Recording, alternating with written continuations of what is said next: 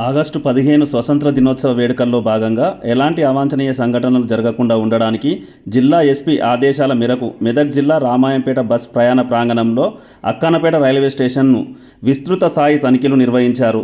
ప్రయాణ ప్రాంగణంలో ప్రయాణికుల వద్ద ఉన్న లగేజ్ బ్యాగులను, కార్గో సెంటర్లో లగేజీలతో పాటు ప్రయాణ ప్రాంగణంలో బాంబు స్క్వాడ్, డాగ్ స్క్వాడ్లతో అణువణువు గాలింపు చర్యలు చేపట్టారు. TSG news Ramayampet.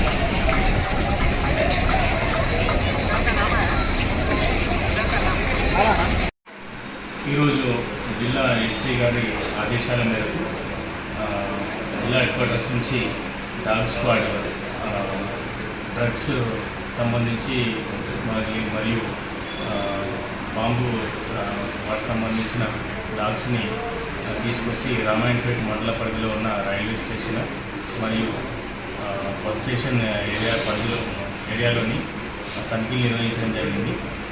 మండల పరిధిలోని ఆ ప్లేస్లోని డ్రగ్స్ వాడకం కానీ బాంబుకి సంబంధించిన ఎక్స్పోజ్కి సంబంధించిన ఏమన్నా ఉంటే ఫైండ్ అవుట్ చేయడానికి, అదేవిధంగా ప్రయాణికులకు మండల పబ్లిక్ కూడా భరోసాను కల్పించడానికి ఉన్నతాధికారుల ఆదేశాల మేరకు ఆకస్మిక తనిఖీలు నిర్వహించడం జరిగింది.